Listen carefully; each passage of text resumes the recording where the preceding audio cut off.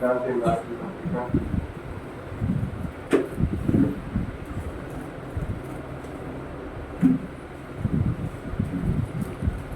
4వ అధ్యాయము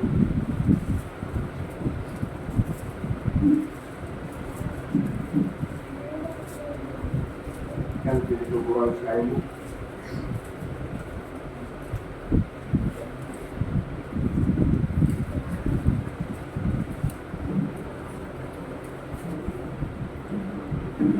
29వ వచనం.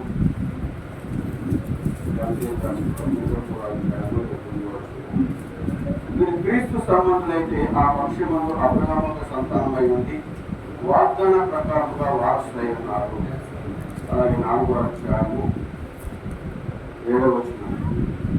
కాబట్టి నీవిక దాసుడు కావు కుమారుడైతే దేవుడి ద్వారా వారసుడు.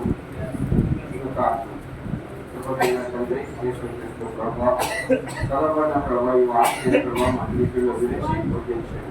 ఈ వాక్యం ప్రతిమాటానికి అనువాదకుడు కనుక ఈ వాక్య బయలుబాటుతో నిలబడ్డాడు.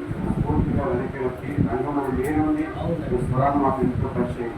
ఈ మానవ మార్పుల ప్రభావ దేవుడు అయి ఉన్నాడు, సృష్టికర్తగా ఉన్న సశీలుపై ఉన్న ప్రభావ ఆ మధ్య మీరు ఉన్నారని మరొకసారి ఈ వాక్యం ద్వారా అందరితో మాట్లాడి దర్శించి బలపరిచి మమ్మల్ని రుజుపరుచుకోమని కోరుచున్నాం. ఈ వాక్యానికి నీవే సొంత తత్వాలు కనుక అనువాదకులు కనుక ఈ వాక్యం నీవే మమ్మల్ని బయలుపరచమని మహిమ గంట దేవాత్మని చదవబడి ఈ వాక్యాన్ని పూర్తిగా ప్రభా మరుగుపరచండి. ప్రభా నిజమైతే మేము అనుకోండి బలహీనని మంచి వాడిని సముద్రం నిలబట్టడానికి కూడా యోగ్యత లేని వాడి ప్రభావ కేవలం చిక్కుని కృపచేతని ఒకసారి జ్ఞాపకం చేసుకోండి. ప్రభు సమయంలో మీరు అందరితో మాట్లాడము యేసు చేసిన ప్రార్థించడం వేడుకుంటున్నాము.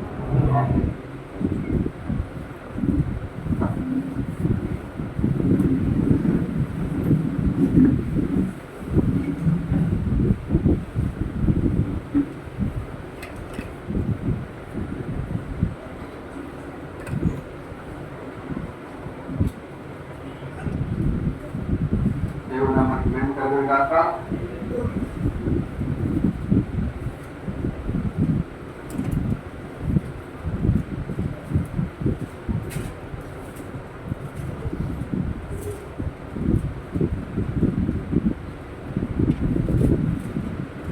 ఎంత మాత్రము దాసులు కాదు కానీ కుమారులమై ఉన్నాం.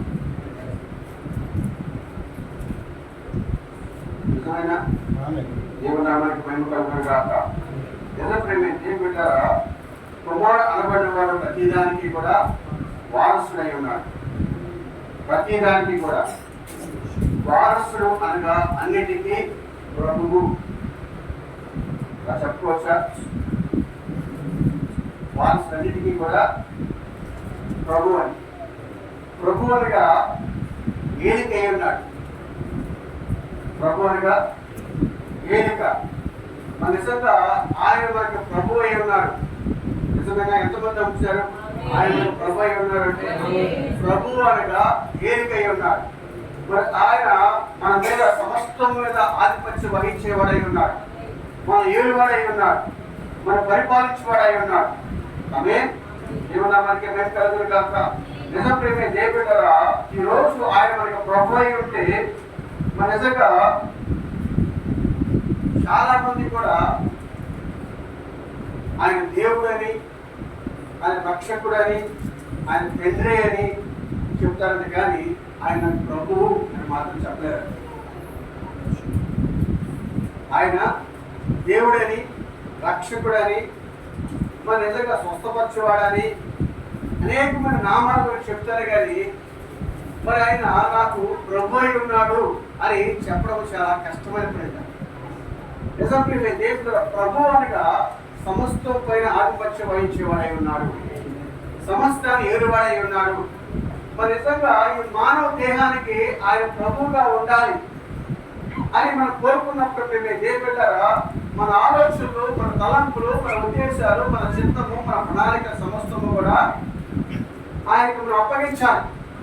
మరి నిజంగా ఆయనకు మనం ఎప్పుడైతే మనం సమర్పించుకుంటామో ప్రభువా ఇక నా ఆలోచన కాదు, నా తలంపులు కాదు, నా ఉద్దేశాలు కాదు, నా చిత్తం కాదు, నా యొక్క ఆలోచన కాదు, కానీ నా జీవితంలో నీ ఆలోచన నెరవేరాలి, నా జీవితంలో నీ తలంపు నెరవేరాలి, నా జీవితంలో నీ ఉద్దేశాలు నెరవేరాలి, నా జీవితంలో నీ ప్రణాళిక నెరవేరాలి అని మనం ఎప్పుడైతే కోరుకుంటామో, నిజమే దేవుడు మనము కోరుకోవడము సరిపోదు, కానీ మనము సమర్పించుకున్నప్పుడు దేవుడు ప్రతిష్ఠించుకున్నప్పుడు ఇక మనం చేయవలసింది ఏది వచ్చినా కానీ కూడా మనం మౌనంగా ఉండాలి. ఎందుకంటే మేము దేవుడు ఆయన ప్రభువుగా అంగీకరించున్నాం కాబట్టి, మరి ఆయనకు ప్రభు ఉన్నాడు కాబట్టి ప్రతిదీ కూడా ఆయన ద్వారా నడిపించబడుతూ ఉండాలి. ఆమె ఏమన్నా మనకి మహిమ కలుగుతుంది కాక. మరి ఈరోజు మేము దేవుడు చాలా మంది చూడండి, నిజంగా వివాహం అయిన తర్వాత, మరి ఒక స్త్రీకి ఒక పురుషునికి వివాహం అయిన తర్వాత మరి నిజంగా వివాహం విషయంలో మరి ఏం చెప్తామంటే దేవుడు భార్యలారా మీ పురుషునికి లోబడి ఉండండి, భర్తలారా మీ భార్యని చెప్పండి. ఎవరు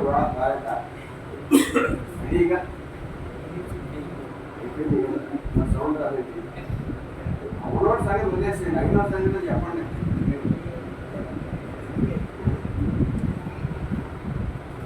ఏం చేయాలి? భార్యని ఏం చేయాలండి? ప్రేమించాలి. భర్తలు ఏం చేయాలండి? లోబడి ఉండాలి, గౌరవించాలి.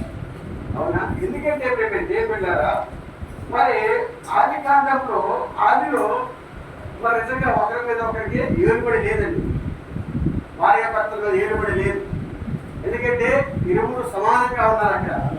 అక్కడ పాపం అనేది లేదండి. పాపం లేనప్పుడు ఇరువురు కూడా భార్య భర్తలు సమానంగా ఉన్నారు. అయితే ఎప్పుడైతే పాపం ప్రవేశించిందో అప్పుడు స్త్రీని పురుషుడు వేరుపడి చేయాలని చెప్పేసి దేవుడు వాక్యం సెలవిస్తూ ఉన్నాడు. ఆమె నిజంగా పురుషుడిని నిజంగా గౌరవించాలి, పురుషుడికి లోబడి ఉండాలి. అయితే ఆ పురుషుడు నీకు నిజంగా ప్రభు అయి ఉన్నాడు. అందుకని పాత నిబంధనలో అబ్రహాముని భార్య శారా ఎవరు పిలిచిందండి?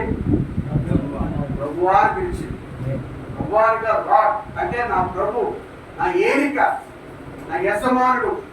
అందుకని మేము దేవుడారా స్త్రీ ఎలా ఉండాలి అంటే మేము దేవుడారా చూడండి, మన నిజంగా ప్రవక్త చెప్తూ ఉన్నాడు, అబ్రహాముకి దగ్గరికి ప్రభు దర్శించడానికి వెళ్ళినప్పుడట సింధూర వృక్షం దగ్గర మరి అబ్రహాము కలుసుకున్నప్పుడు మరి వెంటనే ఆ ముగ్గురు దూతలను చూసినప్పుడు అబ్రహాము నిజంగా అబ్రహాము మీదితో వెంటనే సాగిపడ్డాడట. ముగ్గురికి కాదండి, అందులో ఒకరికి వెళ్ళి సాగిపడి ప్రభువా అని సాగిపడ్డాడట. అయితే దేవుడారా ఆ ముగ్గురు ఎలా వస్తారట? మానవ దేహాలు ధరించుకుని వస్తూ ఉన్నారు. నిజంగా దేవుడారా మరి అయితే మానవ దేహాల వెనకాల ఉన్న మరి ఈయన దేవుడు అని మరి నిజంగా ఈ మానవ మాత్రం అబ్రహాముకి ఎలాగ బయటపడి వచ్చిందండి? మరి అబ్రహాము నీకు నాకు లాంటి వాడే కదా, శరీరం కలిగిన వాడే కదా, మరి నిజంగా పాపం ద్వారా పుట్టినవాడే కదా, అబ్రహాము తల్లిదండ్రులు పుట్టినవాడే కదా. అయితే మరి దేవాది దేవుడు మరి నిజంగా శరీరంలో దాచి వస్తున్నాడని చెప్పేసి మరి నిజంగా ఆయన దూతలతో వస్తున్నాడు. అబ్రహాంకి ఎలాగా ఆ బయలుపాటు కలిగి ఉన్నాడు, ఎలాగా ప్రత్యక్ష కలిగి ఉన్నాడు. వెంటనే వాళ్ళు చూసినప్పుడు మరి నిజంగా వచ్చుచున్నవాడు ఎలా ఉన్నాడట? మట్టి కొట్టి పైన దుస్తులతో ఉన్నాడట, నీటి కొట్టి పైన కాళ్ళతో దుమ్ముతో ఉన్న నిజంగా కాళ్ళతో ఉన్నాడట. అయితే ఒక పరదేశం నుంచి వచ్చుతున్న వ్యక్తి లాగున్నాడట ముగ్గురు. అయితే మేము దేవుడు అటువంటి వ్యక్తుల్ని మన నిజంగా అబ్రహాము చూసినప్పుడు మన నిజంగా ఈ మానవ దేహాల వెనకాల అతీతమైన వాడు ఉన్నాడు, ఇది మానవ కాదు కానీ ఇది సహజాతీతమైన వాడు అని అబ్రహాము ఎలా గుర్తుపట్టి వెళ్ళిపోయి ప్రభువాన్ని సాగిపడ్డాడు. అతనికి ఎలా గుర్తించాడు అబ్రహాముని? ఆలోచన చేసేవాళ్ళం, ఆలోచన చేసేవాళ్ళ మరి ఇలా గుర్తించబడ్డ అబ్రహాము నీకు లాంటి నాకు లాంటి వాడే కదా, నీకు లాంటి నాకు లాంటి మనిషే కదా. మరి ఆ మానవ జ్ఞానకాల ప్రభు అని ఎలా గుర్తించబడ్డాడు? ఎలా గుర్తించాడు ఆయన్ని? చూడండి దేవుడు, ఎందుకంటే కరుణ విలుస్తూ ఉన్నది, ఆత్మ ఆకర్షిస్తూ ఉన్నది. నిజంగా అబ్రహాము ఆత్మ నిజంగా యేసు అక్కడ ఉన్న ఆ మానవ దేహాల ఆత్మను నిజంగా గుర్తిస్తూ ఉన్నది.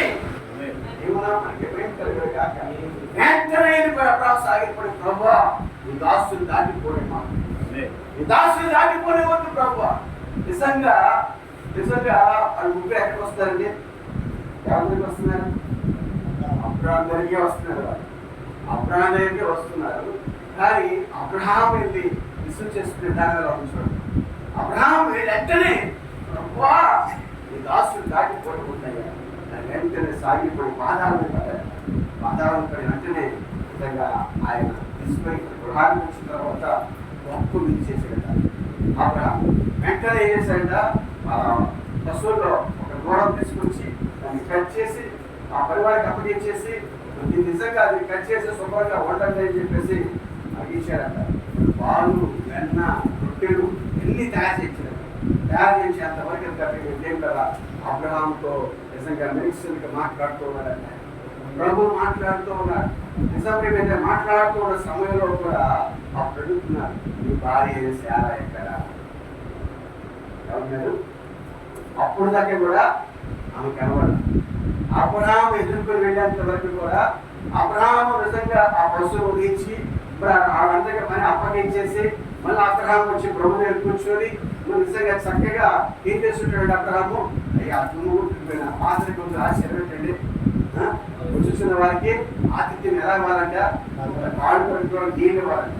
నీళ్ళు ఇచ్చిన తర్వాత తుడుచుకోవడం టవల్ ఇవ్వాలంట. టవల్ ఇచ్చిన తర్వాత శుభ్రంగా వాడిని అత్తర కొట్టాలంట. అత్తర కొట్టేంత కౌగిలించుకొని ముద్దు పెట్టుకొని అప్పుడు రెండే అది గృహానికి ఆహ్వానించాలంట. అది నిజమైన ఆతిథ్యం అంట. చూడండి నేను దేనిపెట్టారా, మన నిజముగా ఒక ప్రార్థన పొందు ఎంతగా వాళ్ళు ప్రేమించవచ్చు. ఒక వ్యక్తి మన నిజంగా వాడు గృహానికి వచ్చుచున్నప్పుడు అతనికి ఆతిథ్యం ఇవ్వవచ్చున్నప్పుడంట ఏం చేయాలంట? ఆ వ్యక్తిని పిలిచి శుభ్రంగా కాలు పెట్టుకోవడం నీరెచ్చి మన నిజంగా టమాటో తుడిసి మన తర్వాత అత్తర కొట్టి అప్పుడు అతను గౌరవించుకొని మెడలో ముద్దు పెట్టుకొని అప్పుడు గృహంలో ఆహ్వానించి అతను తీసుకుని వెళ్ళాలి. నిజంగా అబ్రహాం అలా చేసుకుంటాడండి? అలా చేసుకుంటాడా? చేసుకుంటా చేసుకుంటాడు. ఎందుకంటే మేము దేవుడారా నిజమైన గౌరవ మర్యాద మన నిజం ప్రేమ దేవుడారా. మరి ఆ మట్టి కొట్టిపోయిన కాళ్ళతో ఉన్న ప్రభు నిజంగా అబ్రహాం ఆతిథ్యం ఇచ్చి శుభ్రం తీసుకొచ్చినంత సేపు కూడా చాలా కనపడేదండి. శారా కనపడదా? అప్పుడు అడుగుతున్నాడు ప్రభు, ఈ భార్య అయిన శారా ఎక్కడ అంటే, అయ్యా గుడారం వెనకాల నీ కొరకు ఆహారం సిద్ధపరుస్తూ ఉంటాయా. నిజంగా మొట్టమొదటి ఈ రోజు మన ఇంటికి ఎవరన్నా వచ్చారనుకోండి, ఎవరైనా ఆతిథ్యాలు నిజంగా మనకి ఇంటికి ఆతిథ్యంలో వచ్చారనుకోండి, మొట్టమొదటి ఎవరు వస్తారండి బయటికి? లాగవయ్యా ఉన్నాను కదా అని చెప్పి ఏమవుతారట? ఆడవాళ్ళు ముందే పోయి నిల్చుని నేను నువ్వు భాగమే కదా, నువ్వు ఎంత ఉంటా నేను ఎంత ఉంటా అంటారా కదా? అంటారా? మనం మౌనంగా అనుకోండి, ఎవరైనా మాట్లాడతాం మనం మౌనంగా అనుకోండి, వెనకాల సౌండ్ వస్తుంది. నువ్వు మాట్లాడలేకపోతున్నావు కూడా నేను మాట్లాడుతున్నాను. దేవుడు నిజమైన క్రైస్తవురాలు కానీ క్రైస్తవుడు కానీ నిజంగా పురుషుడి వెనకాలే ఉండాలి. అయితే దేవుడు ఈ రోజు వచ్చిన సమస్య ఏంటంటే పురుషుడికి ఆధిపత్యం ఎక్కువ అవుతూ ఉన్నది. మాట్లాడే వాయిస్ పెరుగుతుంది. అది వాక్యము క్రమం కాదండి. వాక్యము క్రమం కాదు. వాక్యము క్రమం ఏమిటంటే పురుషుడు వెనకాలే స్త్రీ ఉండాలి. ఎందుకంటే పురుషుడు పాపం చేయలేదు, ఆదాము పాపం చేయలేదు, అవ్వే పాపం చేసింది. ఆదాము పడిపోలేదండి, అవ్వే పడిపోయింది. కాబట్టి మేము దేవుడారా ఈరోజు స్త్రీ ఎలా ఉంటే మౌనంగా ఉండాలి. మన నిజంగా మన బైబిల్లో చూసినట్లయితే సంఘంలోనే మౌనంగా ఉండాలి కదండి, ఇంట్లో మౌనంగా ఉండాలి, అక్కడ లేదు కదండి అనంటే మేము దేవుడారా నిజం మేము దేవుడారా స్త్రీ మన నిజంగా ప్రవచ చెప్తారు కదా, సూర్యుడు ఉన్నంత వరకు కూడా చంద్రుడు రంగం మీదకి రాలేడు. నిజంగా సూర్యుడు ఎప్పుడైతే తన పని పక్క ముగించుకుని పక్కకి వెళ్ళిపోతాడో అప్పుడే చంద్రుడు వచ్చి రంగం మీద నిలబడతాడు. సూర్యుడు పురుషుడైతే చంద్రుడు స్త్రీ ఉన్నది. మరి ఉదయకాలం అంతా కూడా సూర్యుడు కనబడుతూ ఉంటాడు. దేవుడా సాయంకాలం అస్తమయ సమయంలో చంద్రుడు రంగం మీదకి వస్తూ ఉంటాడు. అయితే దేవుడారా మరి ఈ రోజు దేవుడారా మనము కూడా అలాగే ఉండాలి. పురుషుడు లేని సమయంలో స్త్రీ నిజంగా తన స్థానం తీసుకుని ఉండవచ్చు, కానీ పురుషుడున్న సమయంలో స్త్రీ ఎంతమాత్రం తన స్థానం తీసుకోకూడదు. మరి ఎందుకు ఈ మాట చెప్తున్నా నాకు తెలియదు కదండి. కాకపోతే మరి ఇక్కడ సందర్భానుసారంగా మాట్లాడవలసి వస్తుంది, కానీ ఎవరు ఉద్దేశించి మాత్రం కాదు, మీరు తప్పుగా అనుకోవద్దు. ఏంటంటే మేము దేవుని ఆత్మ ఇక్కడ మాట్లాడడానికి అనుమతించబడుతూ ఉన్నాడు. ఆయన మాటలు మాట్లాడడానికి మరి ఎవరో ఏదో చేశారు కాబట్టి మరి ఇలా మాట్లాడుతున్నారు అన్న భావన చాలా మంది మనసులో ఉండిపోయింది. కానీ మేము దేవుడు ఎందుకంటే వారు అనేకమైన స్వరాలు విని మరి దేవుడి స్వరం ఏంటో వారు గుర్తించలేకపోతూ ఉన్నారు. అందుకే మేము దేవుడు అనేక స్వరాల్లో కూడా ఇదొక స్వరం వేరే అనుకుంటున్నారు, కానీ ఇది దేవుని స్వరం నాతో మాట్లాడుతుంది అన్న మనస్సును మర్చిపోతూ ఉన్నారు. అయితే మేము దేవుడు మరి నిజంగా చాలా మంది ఈరోజు ఎలా ఉన్నారంటే సేవకుడికి ఎవరో చెప్తున్నారు కాబట్టి ఆ రోజు ఆయన వాక్యం సిద్ధపరచుకుని వచ్చేసి ఈ వాక్యం రోజు మాతో మాట్లాడతారు అన్న భావన, కల్పన, ఆలోచన మనసులో ఉండిపోయింది. అయితే తప్పండి, అది మీరు తీసివేసుకోవాలి. ఎందుకంటే దేవుడారా సేవకుడు ఏది మాట్లాడినా నిజముగా దీన్ని దాటి బయటికి వెళ్ళడండి. నిజముగా సేవకు ఏది మాట్లాడినా మీరు దాటి బయటికి వెళ్ళడు. ఒకవేళ సేవకు దీనిలోంచి మీకు చూపిస్తున్నారంటే ఇది ఆల్రెడీ మన కొరకు ముందుగా మాట్లాడిన మాటలే. సేవకు ప్రత్యేకంగా మాట్లాడే మాటలు కాదు, కానీ ముందుగానే మన కొరకు దేవుడు మాట్లాడి దాచిపెట్టిన వాక్యమై ఉన్నది. ఆ వాక్యాన్ని ఈ రోజు సమయస్పందంగా అనుభవంతో మనతో మాట్లాడుతూ ఉంటాడు. ఆమె దేవుడు మనకి మహిమ కలుగును గాక. అయితే దేవుడారా నిజంగా ఆ సమయం అంతా వాక్యం మనకు వస్తూ ఉన్నప్పుడు ప్రభు ఈ రోజు నాతో మాట్లాడుతున్నారు. ఒకవేళ నాలో పొరపాటు ఉన్నట్లయితే, ఒకవేళ నాలో తప్పిదం ఉన్నట్లయితే నిజంగా ఆ మాటకి మీరు విజయాన్ని లోబడి నిజంగా మిమ్మల్ని సరిచేసుకున్నట్లయితే దేవుడు వాక్యం మీలోకి వచ్చి మిమ్మల్ని బహుగా ఆశీర్వదించేదై ఉన్నది. అయితే ఆ వాక్యాన్ని మీరు ఒకటి కలిపినా ఒకటి తీసివేసిన అయితే ఆ జీవితంలో ఎంత మాత్రం మీకు మేలు ఉందండి. నిజంగా వాక్యం మీ జీవితంలో మేలు పొందుకోలేరు. ఎందుకంటే దేవుడు వాక్యంలో నిజముగా కలుషితమైన ఉండకూడదండి. నిజముగా ఎప్పుడైనా సంక్రమణ చేయబడిన వాక్యం మన జీవితంలో ప్రభావితం తీసుకురాలేదు. ఎందుకంటే సంక్రమణ చేయబడిన వాక్యము నేరుగా మన హృదయాల్లోకి నాటవచ్చున్నప్పుడు ఆ వాక్యం మన జీవితంలో విత్తన రూపంలో మొలకెత్తి ఎదుగుతున్నప్పుడు అనేకమైన ఫలాలను కోసుకుంటూ ఉంటాము. ఆమె దేవుడు నామానికి మహిమ కలుగును గాక. సంక్రమణ చేయబడిన దేనికి కూడా శక్తి ఉండదండి. సంక్రమణ చేయబడిన దేనికి కూడా శక్తి ఉండదు. ఎందుకంటే దేవుడు మీరు చూస్తారు కదా, హైబ్రిడ్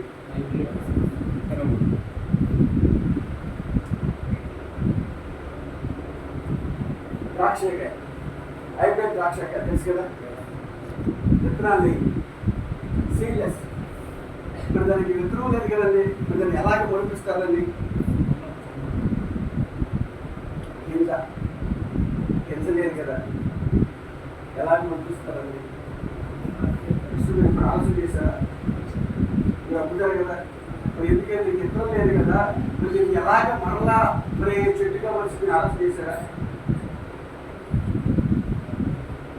ఎందుకంటే దేవుడు విత్తనము లేనివి విత్తనాలు ఉన్నవి ఉన్నాయి, సంక్రమణ చేయబడినవి ఉన్నాయి, సంక్రమణ చేయబడినవి ఉన్నాయి.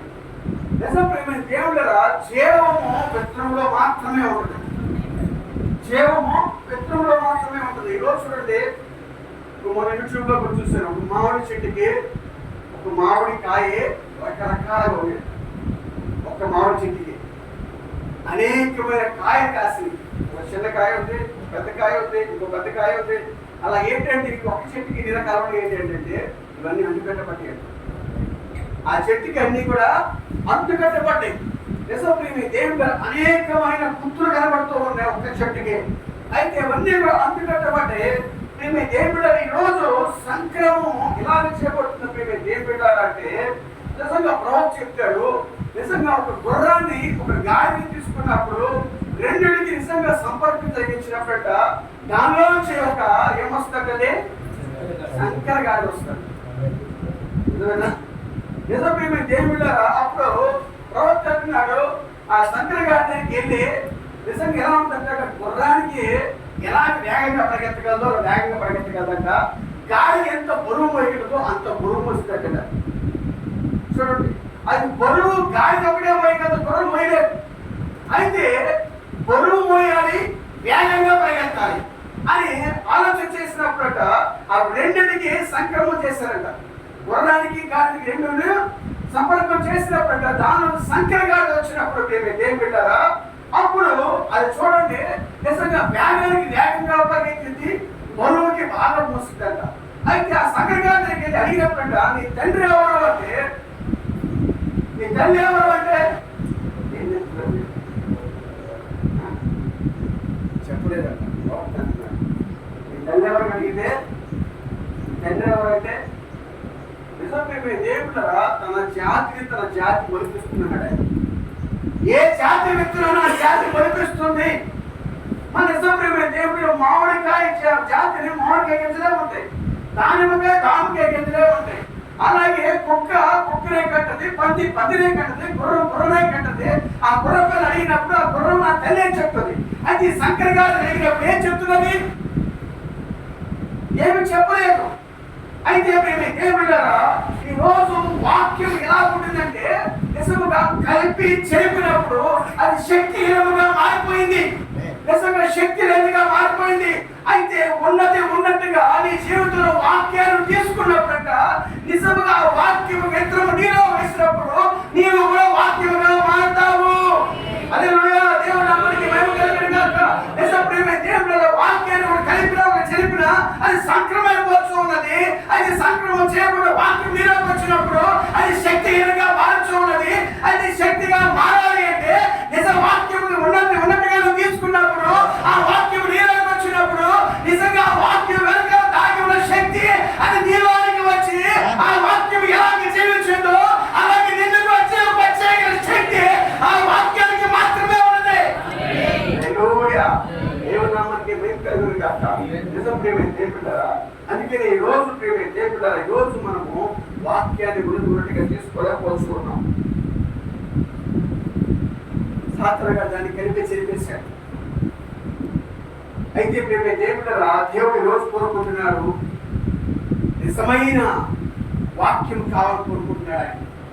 నిజమైన వాక్యం కావాలని కోరుకుంటున్నాడు. అందుకనే ప్రేమే దేవుడు నిజమైన విశ్వాసం కావాలని కోరుకుంటున్నాడు ఆయన. అందుకనే ప్రవక్త ఈ వర్తమానం చెప్తూ ఉన్నాడు. ఇచ్చే వర్తమానంలోనే ఆయన 11వ అధ్యాయంలో ఇంత గొప్ప సాక్ష్య సమూహము మేఘం వలె మనం ఆవరించినప్పుడు మరి అక్కడ గొప్ప యోధులు ఉన్నారంట. అక్కడ యోధులు ఉన్నారు. అక్కడ 11వ అధ్యాయంలో గొప్ప వీరులు ఉన్నారండి. నిజముగా గొప్ప వీరులు అంటే వాళ్ళు ఏమంటున్నాడు చూడండి. అతను విశ్వాసం గురించిన వీరులు విశ్వాస వీరుల గురించి రాశాడు. విశ్వాసం ద్వారా మోషే, విశ్వాసం ద్వారా అబ్రహాం, విశ్వాసం ద్వారా హానోకు, విశ్వాసం ద్వారా నోవాహు, విశ్వాసులు వీరులు అందరూ ఇది గొప్ప విశ్వాస వీరులు. తర్వాత అతను చెప్పాడు ఎంత గొప్ప సాక్ష్యము మేఘం అనే మనం ఆలోచించినందున మన నిజంగా దేవుడి గట సులువుగా చిక్కులు పెట్టి ప్రతి పాపమును అవిశ్వాసము విడిచిపెట్టండి. నిజంగా దేవుడారా మరి మన ముందు ఎంతో గొప్ప సాక్షి సమూహం ఉంది కదా. మరి నిజంగా మనకు మాదిరిగా మనకు ముందుగా అనేక మంది యోధులు గొప్ప వీరులు విశ్వాస వీరులు వారు జీవించిన జీవితాలు మన ముందు ఉంచబడగా మన నిజంగా సులువుగా చుక్కులు పెట్టే ప్రతి పాపానికి మనము లోపడిపోతున్నామంటండి. చుక్కులు పెట్టే ప్రతి పాపానికి మనం లోపడిపోతున్నాం. అందుకనే మేము దేవుడారా మన నిజంగా ఇంత గొప్ప యోధులు సమూహం మన మధ్య ఉన్నప్పుడు మన నిజంగా మనం అటువంటి విషయాల్లో ఎంత మాత్రం కూడా మన చుట్టూ మన పడిపోకున్నట్లుగా ప్రవక్త ఈరోజు చెప్తున్నాడు. చూడండి, ఈ రాత్రి మనము ఇక్కడ దేవుని కుమారుడు రాకడ ఛాయలో ఉన్నాం. అయినప్పటికీ సంఘము రక్తహీనత కలిగిన స్థితిలో ఉండును చూస్తున్నాం. మన దేశంలో కనిపించగలిగిన గొప్ప బలమైన విశ్వాస యోధులుగా ఉండవలసి ఉన్నది. ఏమన్నాడు? మనము దేశంలో కనిపించగలిగిన గొప్ప బలమైన విశ్వాస యోధులుగా ఉండవలసి ఉన్నది. దేవుడు దాన్ని మనకి ఇచ్చుచున్నాడు. మనం దాన్ని పొందుకోగలము. మన మీద ఉన్న చిన్న చిన్న విషయములు మనను పరిగెత్తకుండా ఆపుచున్నాయి. నిజం ప్రేమ దేవుని చిన్న చిన్న విషయాలు మన పరిగెత్తుకుంటూ ఆపుతున్నాయి. ఇప్పుడు ఆ చిన్న చిన్న పనులను కింద పెడదాం. ఎందుకనగా మన విశ్వాసమును కర్తయు మరియు కొనసాగించేవాడైన యేసు వైపు మనం చూస్తూ ఉన్నాం. ఆయన భూమి మీద మానవుడిగా జీవించాడు, మన మధ్యలో జీవించాడు. ఆయన నీతి ద్వారా మన పాపమును క్షమించబడినట్లుగా ఆయన పాపముగా మారాడు. మనము ఆయన నీతిగా మారినట్లు ఆయన పాపమైన మన వంటి వారు ఆయన. మరొక విధంగా చెప్పాలంటే నేను ఆయనగా మారుటకు ఆయన నావలే మారాడు. నేను దేవుడు కుమారుగా మారుటకు ఆయన నా స్థానం తీసుకున్నాడు. పాపిగా మారాడు ఆయన. దేవుడు నమ్మనికి మేము కలిపి కాక నిజం మీ దేవుడారా, ఈరోజు నిజముగా మనము పాపులము, పాపానికి జీతము మరణము. అయితే మనము మరణించవలసి ఉన్నది, కానీ మనకి బదులుగా ఆయన మన కోసం మరణించాడని చెప్తూ ఉన్నారు. అందుకనే ప్రేమ దేవుడారా, ఇక రోమన్ రాసిన పత్రిక 8వ అధ్యాయంలో చూడండి ఒక మాట చెప్తున్నాడు. 37వ వచనం.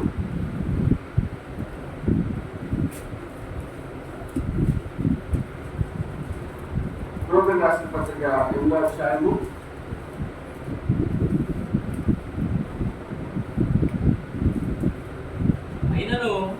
మనల్ని ప్రేమించిన వారి ద్వారా మనము వీటన్నిటిలో అత్యధిక విజయం పొందుతున్నాము. చూడండి ఏమంటున్నాడు, అయినను మనల్ని ప్రేమించిన వారి ద్వారా మనము వీటన్నిటిలో అత్యధిక విజయం పొందుతూ ఉన్నాము. జీవములైనను దేవదూతలైనను ప్రధానులైనను ఉన్నవి అయినను రాబోవునవైనను అధికారులైనను ఎత్తైనను లోతైనను సృష్టింపబడిన మరి ఏదైనను మన ప్రభువైన యేసుక్రీస్తునందలి దేవుని ప్రేమ నుండి మనల్ని ఎడబాపుల నేరమని రూఢిగా నమ్ముతున్నాను. చూడండి దేవుడు ఎంత గొప్పగా పౌలు గారు మాట్లాడుతున్నాడు. ఎందుకంటే దేవుడు ఏది కూడా మనం వేరు చేయలేదు. ఎందుకంటే మనకంటే ముందుగా మన కోసం ఒక ఆయన మరణించిన వారు ఉన్నారు. మన నిజంగా ఆయన రక్తము ద్వారా మనకి విడుదల చేయబడి ఉన్నది. మన నిజంగా ఆయన చిందించిన రక్తం బట్టి, ఆయన కాల్చిన రక్తం బట్టి, ఆయన రోజు వచ్చిన జీవాన్ని బట్టి ఈ రోజు మనం స్వేచ్ఛగా విజయం పొందుతూ ఉన్నాము. దేవుడు నామానికి మహిమ కలిగిన కాక. అందుకనే దేవుడు గారా ప్రవక్త ఏమంటున్నాడు చూడండి ఒక మాట. సమస్తము స్వాధీనపరుచుకునే వర్తమానంలో ఆయన మాట్లాడుతున్నాడు. మనం మరణము కూడా జయించి ఉన్నామని చెప్పుచున్నాడు. ఏమంటాడు చూడండి, మనం మరణము కూడా జయించి ఉన్నామని చెప్పుచున్నాడు. దాని గురించి ఆలోచించండి. మరణంపై జయమును కలిగి ఉంటున్నాయా? అవునయ్యా, అది మనం చెందినది, అది మనకు చెందినది. ఆమె మహిమ. ఇప్పుడు నేను నిజంగా ఒక తుపాకీ పేరు గురించి మర్చిపోయాను, గమనించండి. అది నన్ను ఎందుకు చంపలేదు? ఎందుకనగా అది దాని వల్ల కాదు. అందుకని దేవుడు సిద్ధంగా లేడు. అతను మరణమును ఇష్టం వచ్చినట్లుగా నీ వద్దకు రావచ్చు, కానీ నిన్ను తీసుకుని వెళ్ళలేడు. ఆమె మహిమ. నిత్యము జీవించే నేను విశ్వసించే యేసుక్రీస్తునందు ఎంతో కాలం క్రితమే నేను నా బాకీ చెల్లించి వేశాను. ఇప్పుడు మరణం మనం చెప్పినట్లుగా వింటున్నది. ఎందుకంటే మన కోసము ఆయన వెల చెల్లించాడు. ఆయన వెల చెల్లించబడిపోయింది. అయితే మరణం గురించి మనం భయపడవలసిన పని లేదు. ఎందుకంటే మన కొరకు వెల చెల్లించబడినది, నా కొరకు ఆయన వెల చెల్లించి ఉన్నాడని ప్రతి ఒక్కరము విశ్వసించవలసి ఉన్నది. ఏ రోగమైనా, ఏ వ్యాధైనా, ఏ మరణమైనా, ఏ సమస్య అయినా, ఏదైనా కూడా క్రీస్తు యందు మనకు విజయం అనుగ్రహించబడి ఉన్నది. కలవరలో నీ కోసము గొప్ప బలియాగము, అగ్ని కైనము జరిగించబడి ఉన్నది. నీ కొరకు గొప్ప త్యాగముగా జరిగించినప్పుడు, నీ కొరకు సమస్తము చేసిన ఆ క్రీస్తు యందు నీకు విజయము ప్రాప్తించినప్పుడు నువ్వు ధైర్యముగా ఉండవలసిన వాడివై ఉన్నావు. దేవుని నామానికి మహిమ కలుగును గాక. దేవుడు మరణం గురించి మనం భయపడవలసిన పని లేదండి. అనుకుంటాం మరణమా అంటే మరణమే, దాని గురించి భయపడవలసిన పని లేదని చెప్పడం రిసెప్షన్. ఎందుకంటే దేవుడా నువ్వు చెప్పు మరణంపై జయం కలిగి ఉన్నానని. నిజంపై అపోస్తున్న పౌలు గారు ఏమంటాడు? ఆయన నిజంగా ఓ మరణమా నీ మూల ఎక్కడ, ఓ సమాధి నీ విషయం ఎక్కడ అన్నప్పుడు మేము చేయకుండా మరణం చెప్పిందంట, నేను బంధించి నేను సమాధిలో పెడతానన్నంట మరణం. అయితే నువ్వు గుళ్ళిపోయి నిజంగా మునిగిపోతామని చెప్పిందంట. అతను చెప్పాడంట, కానీ మన ప్రభువైన యేసు ద్వారా మనకు జయం అనుగ్రహిస్తున్నాడు. దేవునికి మహిమ. మరణము, నరకము మరియు సమాధి వాటన్నిటిని జయించి తిని, ఎందుకనగా మన నిమిత్తం ఆయన వాటన్నిటిని జయించాడు. అవి మన స్వాస్థ్యంలో ఉన్నవి. హల్లెలూయా. దేవుని నామానికి మహిమ కలుగును గాక. నిజం ఏమంటే నిజంగా మరణము, నరకము మరియు సమాధి వాటన్నిటిని జయించింది. ఎందుకనగా మన నిమిత్తం ఆయన వాటన్నిటిని జయించాడంట. అవి మనకు స్వాధీనంగా ఉన్నాయి.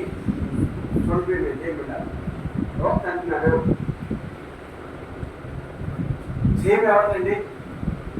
జయం ఎవరిది? జయించింది ఎవరండి?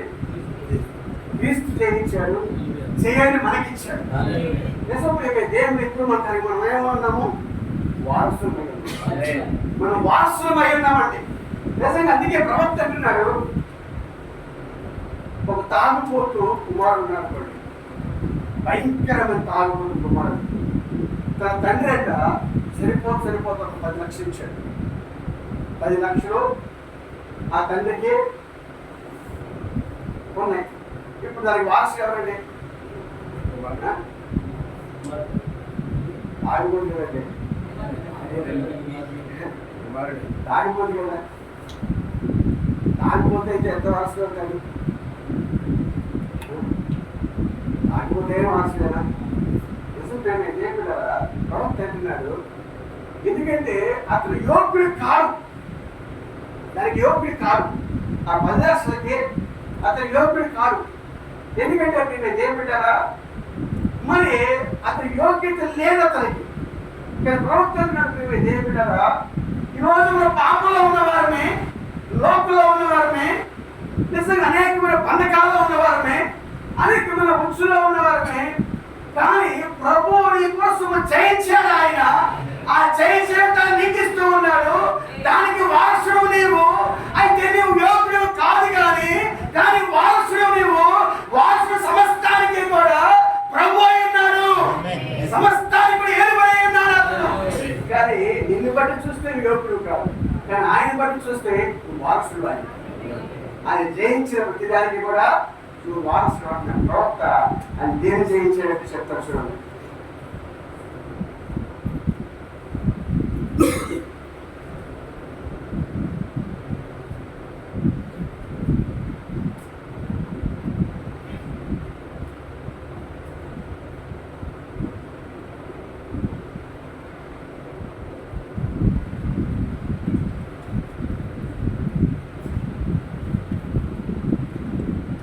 సాతానట ఒకనొక దేవుడు సాతాను చంపుటకు అవకాశమును ఎదురు చూస్తున్నప్పుడంట.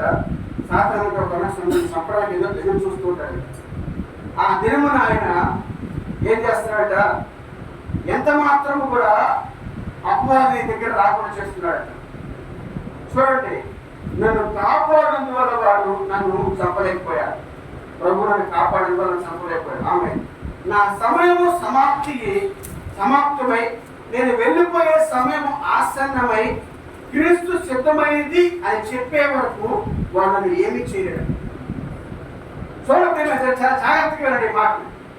చాలా మంది జీవితాల్లో ఇటువంటి మరణం గురించి భయం వచ్చినప్పుడు, వ్యాధులు ఉన్న సోకినప్పుడు, బలహీనతలు ఉన్న తాకినప్పుడు చాలా మంది అనుకుంటారు నేను చనిపోతున్నాను అని అనుకుంటుంటారు. అయితే ప్రభు చెప్తున్నాడు, నిజంగా ప్రవక్త ద్వారా గొప్ప ఆదరణకరమైన మాట మనకిస్తున్నాడు. చూడండి, నా సమయము సమాప్తమైపోయి నేను వెళ్ళిపోయే సమయము ఆసన్నమై క్రీస్తు సిద్ధమైంది. ఇంకా వెళ్ళిపోయే సమయము అయిపోయింది, క్రీస్తు సిద్ధమైంది అని చెప్పే వరకు వాళ్ళని ఏమీ చేయలేడు. ప్రభు నిజంగా ఈ లోకంలోని సమయం అయిపోయింది అని చెప్పేంత వరకు ఏ అపవాదిని ఏమీ చేయలేడు. నిజంగా ఆమె నన్ను బంధించి తీసుకుని వెళ్ళాలని వాడు ఎన్నోసార్లు నా దగ్గరికి వచ్చినా కానీ క్రీస్తు అందుకొరకు నా నిమిత్తం ఆజ్ఞ ఇచ్చే వరకు వారు వట్టి చేతులతోనే వెనక్కి తిరిగి వెళ్ళిపోయారు. చూడండి, నా దగ్గరకు వచ్చి కానీ క్రీస్తు అందుకొరకు నా నిమిత్తం ఆజ్ఞ ఇచ్చే వరకు వారు వట్టి చేతులతో వెనక్కి తిరిగి వెళ్ళిపోయారు. ఆమె దేవుడు దాన్ని వాగ్దానం చేశాడు. దాన్ని వాగ్దానం చేసిన దేవుని యొక్క వాక్యము మనము వారసులము కనుక దాన్ని మనం విశ్వసించుతూ ఉన్నాము. నిజంగా నేను దైవిక స్వస్థతకు వారసుడును, నేను సంతోషములకు వారసుడును, ఆనందముకు హక్కు గలవాడిని. అయితే ఏది నేను ఆనందముగా ఉంచుతున్నది, అలా ఉండకు నాకు హక్కు ఉన్నది నీకు ఎలా తెలుసు? ఎందుకనగా నేను దానికి వారసుడును. ఆమె ఇప్పుడు నాకు ఎంత భక్తి నిజంగా పరవశించినట్టుగా అనిపిస్తున్నది, ఎంతో భక్తితో పరవశించినట్టుగా అనిపిస్తుంది. అవును, నేను ఆనందములకు వారసుడును, నేను సంతోషములకు వారసుడును, నేను సమాధానములకు వారసుడును, నేను నిత్య జీవములకు వారసుడును, నేను పరిశుద్ధాత్మకు వారసుడును. ఆమె అది కలిగి ఉన్న ప్రతి రోజుకు నేను వారసుడై ఉన్నాను. ఆమె నేను దేవుని అధికారులకు వారసుడును. ఆమె ఆ విధంగా ఉన్నట్లుగా నిన్ను ఎవరు చేశారు? అది నా వల్ల జరిగింది కాదు, ఆయనే చేశారు.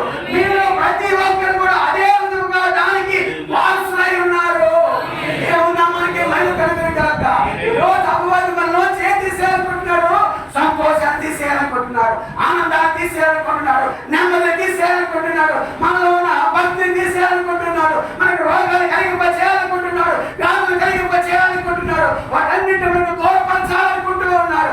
అయితే దేవుని రోజు నీకు గొప్ప వాగ్దానం చేస్తున్నాడు. వాటన్నిటికీ నీవు వారసుడు. ఎలా వారసుడు అంటే నీ కొరకు సమస్తమును జయించి నేను నీకు ఇచ్చి ఉన్నాను కనుక వాటన్నిటికీ వారసుడివే. నిజంగా కలవలో మన కోసం ప్రాయశ్చిత్తము చేసిన ఆ రక్తము కింద మనమందరము వారసత్వం వహించుకున్నాము. దేవుడా మనకి మేము కలిగింది కాక నిజం ప్రేమే దేవుని అనుకోవచ్చు. నాకు సంతోషం ఎక్కడండి, నా కుటుంబంలో నా కుటుంబంలో ఆనందం ఎక్కడదండి, నా కుటుంబంలో నాకు నిజంగా నెమ్మది లేదండి అనుకోవచ్చు. కానీ అపవాది నీ కుటుంబంలో గైలు చేస్తూ ఉన్నాడు, నీలో గైలు సృష్టిస్తూ ఉన్నాడు, నీలో ఆందోళన సృష్టిస్తూ ఉన్నాడు, నీలో కాంతం సృష్టిస్తూ ఉన్నప్పుడు నువ్వు గుర్తించినప్పుడు ఓ అపవాదితో మాట్లాడు. నిజంగా పౌలు మాట్లాడినట్టుగా మమ్మల్ని ఏమంటున్నాడు?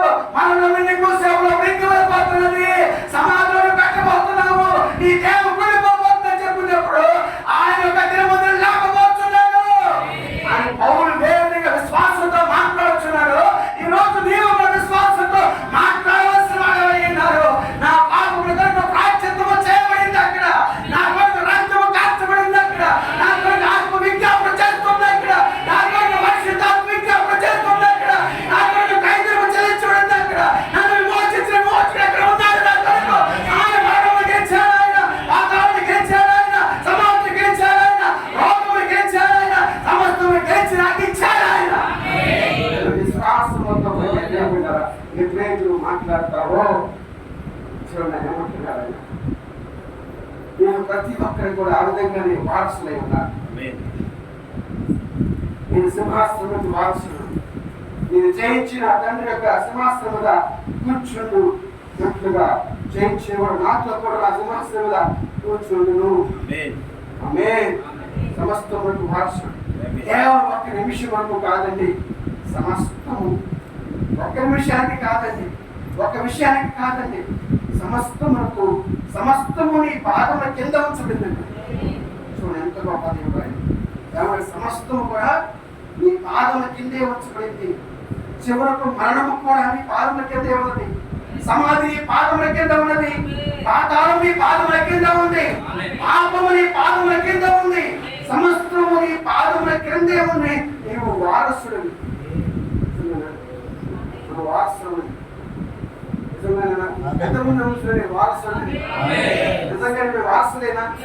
నిజంగా సమస్తం మీ పాదాల కింద ఉందిగా. మరి దేనికి మనం భయపడాలండి? దేనికి కథ చెందాలి? నువ్వు దేనికి కూడా కథ చెందవలసిన లేదండి. నువ్వు వారసుగా మనం గుర్తించినప్పుడు సమస్తము నీ కిందే ఉన్నట్ట. నువ్వు వారసులైతే ప్రభు నిజంగా నీ సమస్యలు చేయించలేకపోతున్నాను.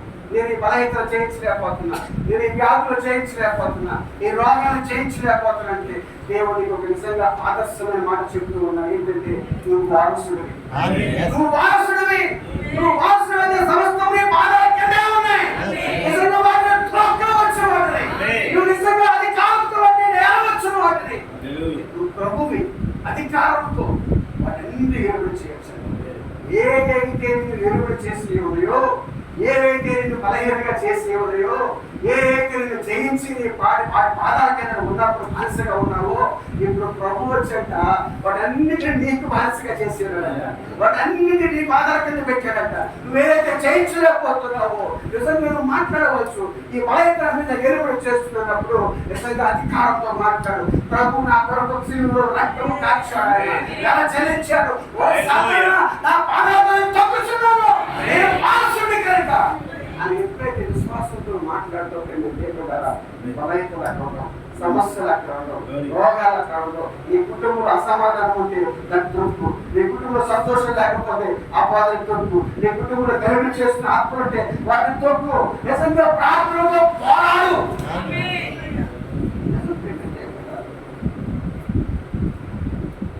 యేసుక్రీస్తు ద్వారా దేవుడికి దాచబడిన నిశ్చయమునికి లేపబడి యేసుక్రీస్తునందు నీవు పరలోక స్థలంలో కూర్చోబెట్టబడి ఉన్నాం.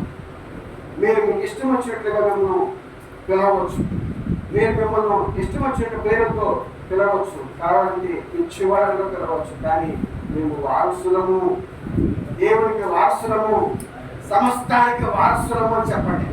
నిజంగా మేము ఏం పెట్టారా ప్రవక్తన్నాడు, నిజంగా సమస్తానికి వారసులు చెప్పండి అంటున్నారు. ఈరోజు మనము ఆయన ద్వారా మనం జయం పొంది ఉన్నాం. నిజంగా ఆయన వేటి వేటి జయించాడండి, ఆయన వేటి జయించాడు. ఆయన ప్రభు ఏమంటున్నాడు, ప్రవక్త అంటున్నట్టు ఏం పెట్టారా, ఆయన మరణము జయించాడు, పాతాళము జయించాడు, ఆయన సమాధిని జయించాడు, ఆయన మరలా పరిశుద్ధాత్మ బాప్తిస్మను రుజువును జయించాడు. ఎన్నటికీ తగ్గిపోని మధురమైన భూమిగా వారు చెప్పుకునే నిజంగా అవన మధురమైన ఆ దేశం కాదు అని అది చూపిస్తూ ఉన్నది. ఆమె ఆయన తిరిగి వచ్చి మనకు రుజువు తీసుకొచ్చాడు. ఆయన మరణము తర్వాత జీవం ఉన్నదని, మరణము తర్వాత ఒక లోకం ఉన్నదని, మరణము తర్వాత ఒక దేశం ఉన్నదని, దానికి మనం వారసులమని, దానిలో ప్రతి ఆశీర్వాదం మనదేనని ఆయన రుజువు తీసుకొచ్చి నిజంగా కాలేబు యెహోషువ ఎలాగైతే వాగ్దాన భూమిలోకి వెళ్ళి నిజంగా అక్కడ రుజువును తీసుకొచ్చి ఉన్నారు. నిజంగా అది పాలు తేను కావచ్చు, నిజమైన దేశం అని నిజంగా ప్రభు మనకు వాగ్దానం చేసినట్లుగానే ఉన్నదని ఆయన రుజువు ఎలాగ తీసుకొచ్చారు. దాక్షాయకులను నిజంగా ఇతర మోసుకు తీసుకొచ్చి కాలేబు యెహోషువ రోజు ప్రభు కూడా అంటే నిజంగా యెహోషువ రక్షకుడు. నిజంగా మన రక్షకుడు మన ప్రభు ఏమని చేశాడంటే మరణము తర్వాత జీవం ఉన్నదని, ఒక దేశం ఉన్నదని, నిజంగా ఆ దేశంలో మనము స్వతంత్రమని నిజముగా ఆయన చెబుతూ ఉన్నాడు. మేము చేపెట్టారా, అందుకనే మేము చేపెట్టారా, మనం జయించి ఉన్నాము, నిజంగా జయ జీవితాన్ని మనం జీవిస్తూ ఉన్నాము. అందుకనే ప్రవక్త మాట అంటాడండి ఈ వర్తమానంలో సింహం అంట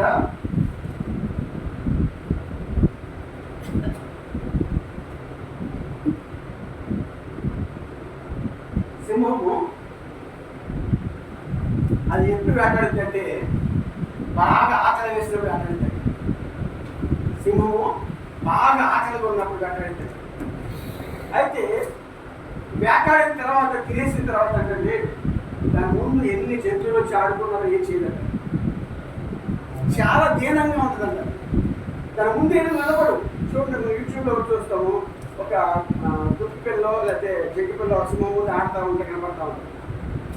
అది ఆ టైంలోనే దీన్ని ఆకలి వేస్తే అంట ఎంత ధైర్యంగా ఉంటుందంటారు, అంత క్రూరవతే క్రూరంగా వేటాడి చెప్పిందట.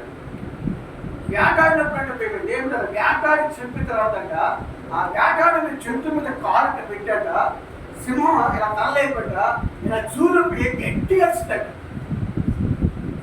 ఆ సరిపోయిన మా జంతువు మీద కాలు పెట్టి ఇలా తలలేపట చూరు ఇలా ఊపి గట్టిగా కాండించు ఆశించాట.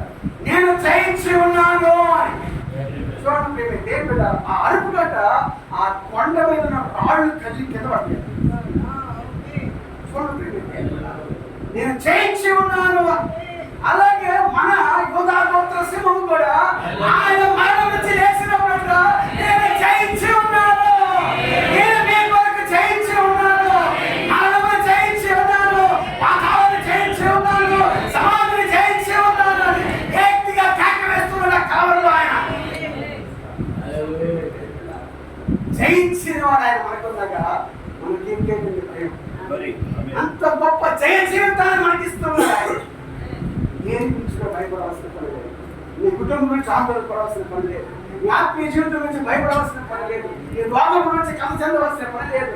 ఎందుకంటే కలవరంలో నీ కొరకు ఆయన జయించాడు. ఆయన జయించిన వీరుడుగా మనకున్నాడు, ఆయన ప్రభువుగా మనకున్నాడు ఆయన. అందుకని ఈరోజు ఆ జయ జీవితం అంట నీకు ఇచ్చినప్పుడు వాళ్ళన్నింటికీ వారసుడే. మీరు అపవాదం వచ్చినప్పుడు నీలో నీ బలహీనత ఉంది కదా, నీలో నీ రోగం ఉన్నది కదా, నీలో పాపం ఉన్నది కదా, నీ కుటుంబ సమస్య ఉంది కదా, నీలో అది ఉంది కదా, నీ భార్య ఉంది కదా, నీ భర్త అది ఉంది కదా అంటే నిజంగా ఒకటే ఒకటి చెప్పాలి, ఓ అపవాది నేను వారసుడను, ఓ అపవాది నేను వారసుడను, ఓ నా కుటుంబం మీద రక్తం ఉన్నది, ఆయన చిందించిన రక్తము నా కొరకు ఉన్నది, ఆయన జయించిన జీవితము నాలో ఉన్నది, దానికి నిదర్శనము నేనే, ఆయన పునరుత్థాన క్రీస్తు నిదర్శనము నేనే, ఆయనకు మరణించింది కానీ సజీవుడను మరణము పాతాళముకు తాళం నా స్వాధీనం చెప్పాడు ఆయన. ఆయనకి మృత్యు నైవేద్యమే కానీ ఆయన ఇప్పటికే జయించి ఉన్నాడు, జీవించి ఉన్నాడు ఆయన. దాని రుజువు మనమే. నిజమేనా? ఎందుకు అంటే సమస్తమైన పారదోళన అది ఏం చేస్తుందంట చూడండి, ఏమంటారు, సమాధిని చేయించి మరలా పరిశుద్ధ ఆత్మని రుజువు తిరిగి తీసుకొచ్చాడు. ఎన్నటికీ తరిగిపోయి మధురమైన భూమి ఇంకా వారు చెప్పుకొని ఆ మధురమైన దేశము కలదు. అది తిరిగి వచ్చి మనకు రుజువు తీసుకొచ్చాడు. అదేం చేస్తుంది? ఆ రుజువు ఏం చేస్తుంది? అది నీవు అబద్ధము ఆడుట, దొంగతనము చేయుట, త్రాగుడు, దూషించుట, నైతికముగా చేయుచుట సమస్తము నీ నుండి పారదోలుచు ఉన్నది. ఏంటంట ఆ రుజువు ఏం చేస్తుందంట? మరణం తర్వాత జీవమంతుని మరణం నుంచి తిరిగి లేచిన తర్వాత ఆ పరిశుద్ధ ఆత్మకు రుజువును నిమిత్తం తీసుకొచ్చినప్పుడు ఆ రుజువు నీకు ఏం చేస్తుంది? ఆ పరిశుద్ధ ఆత్మ రుజువు నీకు ఏం చేస్తుంది అంటే రాముడు దోషించుట, అనైతికమైన జీవించుట సమస్త నుండి పారదోలు. అది నీలో ఒక కొత్త సృష్టి చేస్తున్నది. ఒకప్పుడు నేను పాపంలో అతిక్రమంలో మృతుడను అయిన నువ్వు జీవించినది నేను కాదు కానీ క్రీస్తే నాలో జీవించుచున్నాడు. క్రీస్తు యేసునందు నేను నూతన సృష్టిని, ఆమె వాగ్దానములకు నేను వారసుడను. హల్లెలూయా, అవునయ్యా. ఆ దేశము మనకు చెందినది. అది నీవు ఎలాగ తెలుసు? యెహోషువ యేసుక్రీస్తు మరణం నుండి లేచి పరిశుద్ధాత్మ రుజువును తీసుకొచ్చాడు ఆయన. నేను దాన్ని పొందుకున్నాను. ఆమె మహిమ, నేను దానికి వారసుడను. పరిశుద్ధ గ్రంథము విధంగా చెప్పుచున్నది. అదే దేవుడు ఇశ్రాయేలుగా వాగ్దాన దేశమును వాగ్దానం చేసిన అదే మారని దేవుడిగా వారంతకు ముందు చూడలేని దేశమును వారు చూశారు. ఆ ఫలము వారు చూశారు. అయితే దేవుడు మనకు నిత్య జీవుడు వాగ్దానం చేశారు. పరిశుద్ధాత్మ దానికి సాక్షి ఇచ్చుచున్నది. క్రీస్తు సజీవుడు, ఆయన మృతులు కాదు, ఆయన మన మధ్య జీవించుచున్నాడు, మనలో మన ద్వారా జీవించుచున్నాడు, ఆయన మన చుట్టూ వ్యాపించి ఉన్నాడు. నువ్వు నా మధ్య ప్రేమ కలుగుడు కాక. నిజప్రేమే దేవుడారా, ఈరోజు మనము ఎప్పుడైతే ఆ పరిశుద్ధాత్మ రుజువు మనం కలిగి ఉన్నామో, నిజప్రేమే దేవుడారా, ఒక నూతన సృష్టి అంటున్నాడు. ఇదిగో పాతవి గతించినవి, ఇదిగో సమస్తము క్రొత్తమైనవి. నాలో పాత జీవితంలో గతించిపోయినది. మునుపు నేను మృతుడిని, మునుపు నేను పాపిని, మునుపు నేను బలహీనుడిని. అయితే పరిశుద్ధాత్మ రుజువు నాలోకి వచ్చినప్పుడు అది నూతన సృష్టిగా చేసింది. అయితే ఈరోజు సమస్తానికి నేను వారసుడిగా చేసింది, సమస్త ఆధిపత్య వైద్యుడిగా చేసింది. అది ఈ రోజు నేను జయించి ఉన్నాను. రోజు మనలాగా నిజంగా దేవుడు వాక్యం విశ్వాసం వచ్చినప్పుడు దేవుడు మన చేతులు ఏం చేస్తున్నట నూతన కార్యము జరిగిస్తున్నాడు. అందుకనే ఇక్కడ ఏమన్నాడు? రోమిలకు రాసిన పత్రిక 10వ రాసిన పత్రికలో ఏమన్నాడు? 3 గలతీయులు 3. మీరు ఆ, క్రీస్తు సంబంధులైతే నేను క్రీస్తు సంబంధులైతే ఆ పక్షమందు అబ్రహాము యొక్క సంతానమై ఉండి సంతానమై ఉండి వాగ్దాన ప్రకారము వాగ్దాన ప్రకారం వారసులై ఉన్నారు. అబ్రహాము సంతానం అండి. అబ్రహాము సంతానం అంటే రాజ సంతానం. క్రీస్తు యేసు ద్వారా వచ్చిన రాజ సంతానం. మన నిజమైతే దేవుళ్ళరా మనము ఒక్క ఆత్మ చేత ఒక్క శరీరంలో బాప్తిసం పొందిన నిజంగా క్రీస్తు యేసు యొక్క రాజ సంతానం. మనం శరీర సంబంధమైన సంతానం కాదండి, రాజ సంతానం అంటున్నాడు. మనం క్రీస్తు యేసు ద్వారా అయితే క్రీస్తు దేనికైతే ఆయన చేయించి ఉన్నాడు వాటన్నిటికీ మనం వారసులమై ఉన్నాం. ఆయన పాపాన్ని చేయించాడు, మరణాన్ని చేయించాడు, లోకాన్ని చేయించాడు, సమాధిని చేయించాడు, ప్రతి దాన్ని కూడా ఆయన చేయించాడు. దేవుడు చేయించి మనము తర్వాత ఒక రుజువు ఆ దేశంలో అది సారవంతమైన భూమి అని నిజముగా యోర్దాను తర్వాత ఏదిగా కాలేము యెహోషువ యోర్దాను దాటిన తర్వాత ఆ పాలుతేను ప్రవహించే దేశంలో ప్రవేశించి అక్కడ సారవంతమైన భూమి అని నిజంగా దేవుడు అబ్రహాము చెప్పినట్లుగా అది నిజంగా పాలుతేను ప్రవహించే దేశమే అని కాలేము యెహోషువ ఎలాగైతే వెళ్ళి ఆ రుజువును తీసుకుని వచ్చారో వారు ముందు పెట్టి ఉన్నారు. ఈ రోజు మన ప్రభు కూడా వీటన్నిటి తర్వాత మరణము తర్వాత జీవం ఉందని ఆ జీవాలు నిజంగా ఫలం ఉన్నదని దానికి ఆ ఫలాన్ని మనకి తీసుకొచ్చాడు. అది పరిశుద్ధాత్మ ఉన్నది. నిజంగా ఆ పరిశుద్ధాత్మ రోజు మనం కలిగి ఉన్నప్పుడు నిజంగా ఆ పరిశుద్ధాత్మ ఏ ఫలం అయితే కలిగి ఉందో అన్నిటికీ మన వారసు. ప్రేమ, సంతోషం, సమాధానం, నెమ్మది, ఆశ్చర్యం, దీర్ఘశాంతం, నిజంగా దైవభక్తి, నిజంగా అన్ని కూడా ప్రేమ దేవుడారా మన జీవితంలో ఫలభక్తిగా ఫలిస్తూ ఉన్నాయి. ఆమె నిజం ప్రేమ దేవుడారా మనం ఎంత మాత్రం కూడా దేని గురించి భయపడుతున్నాడు. అందుకే మీరు కాబట్టి నేను దాసుడు కాదు. మునుపుడు దాసుడే, అపవాదికి పాపానికి దాసుడు. ఇప్పుడు దాసుడు కాదు, నువ్వు వారసుడివి, కుమారుడికి వారసుడివి. ప్రతి దాన్ని ఎదురువాడై ఉన్నావు, ప్రతి దాన్ని పరిపాలించేవాడై ఉన్నావు, ప్రతి దాన్ని జయించేవాడై ఉన్నావు. ఆమె నువ్వు నామానికి మేము కలిగినగాక. నిజం ప్రేమ దేవుడారా ఈరోజు మనలో మనం ఇంకా పరిపూర్ణం కాదండి, ఇంకా మనం పరిపూర్ణం వెళ్ళలేదండి. నిజంగా పరిపూర్ణకు మనం వెళుతూ ఉన్నాం. పరిపూర్ణకు మనం వెళ్లే ముందు ప్రేమ దేవుడారా మనకి పరిశుద్ధ ఆత్మ అవసరమై ఉంది. మన నిత్యత్వానికి వెళ్ళాలి అంటే నిజంగా ఆ యొక్క పరిశుద్ధాత్మకి అవసరమై ఉన్నది. పరిశుద్ధాత్మ లేకుండా ఆ నిత్యత్వానికి వెళ్ళలేమండి. ఎందుకంటే పరిశుద్ధాత్మ లేకుండా ఈ లోపల ఏంటిని చేయించలేదు, ఏంటిని కూడా నువ్వు స్వాధీనపరచుకోలేవు. నిజంగా పరిశుద్ధాత్మను కలిగిన ప్రతి వాడి కింద పాదముల కింద, ప్రతి వాడి పాదముల కింద, పరిశుద్ధాత్మ కలిగిన ప్రతి వాడి పాదముల కింద నిజంగా అపవాది కుక్కవలే గురించున్నాడు. అపవాది కుక్కవలే గురించున్నాడంట. యజమాని నిజంగా ఆ కుక్క మీద తాళి వేసినప్పట ఆ కుక్క ఎలా ఉంటుందంట, అలాగే మేము ఏమంటారా అపవాది నిజంగా తాళి పెట్టి తొక్కుచున్నప్పట వాడు కూడా గురుతూ ఉంటాడంట. ఎందుకంటే నువ్వు వారసుని తెలిసిపోయింది, ఎందుకంటే నేను మునుపు పాపిదే, ఈ రోజు క్రీస్తు రక్తము చేత కడగబడిన దానిని కాబట్టి, క్రీస్తు రక్తము చేత కడగబడిన వాడు కాబట్టి ఓ అపవాది, ఓ నా పాతవి గతించినవి, ఓ నేను నూతన సృష్టిని. ఇప్పుడు నిజంగా పాత జీవితంలో నేను కూడా చేయగలను, పాత జీవితం బట్టి నేను బానిసనే, దాసుడే. కానీ ఇప్పుడైతే స్వతంత్రుడిని, కుమారుడిని, వారసుడిని, ప్రభువుని కనుక ఈరోజు నా పాదల కింద మోడగలుస్తున్నాను. ఏదైనా సరే అది శ్వాసంతో మనం బాధించినప్పుడ దేవుడు నిశ్చయంగా మన జీవితంలో గొప్ప కార్యం చేస్తారు. అంటే నిజమైన దేవుడు విశ్వాసం కలిగి ఉండాలి. ఎందుకంటే మన ప్రభువుని చేయించాడు. ఆయన యోధాలో ప్రసన్నముగా గర్జిస్తూ ఉన్నాడు. ఆయన చేయించి నిజముగా ఆయన సింహమునే గట్టిగా అరుస్తూ ఉన్నాడు. ఆయన సంతోషమేనా, ఆనందమేనా? నా కోసం ఆయన చేయించాడు. ఆయన నా కోసం కలవలో చేయించాడు. సమస్తం ముగించాడు. ఆయన నేను దేనికి భయపడవలసిన పని లేదు. నా కోసం ఆయన చేయించి దానికి వారసుగా చేశాడు. ఆయన విశ్వాసం కలిగి ఉండవలసిన నేను నా నమ్మకం దాకా మనం చేసిన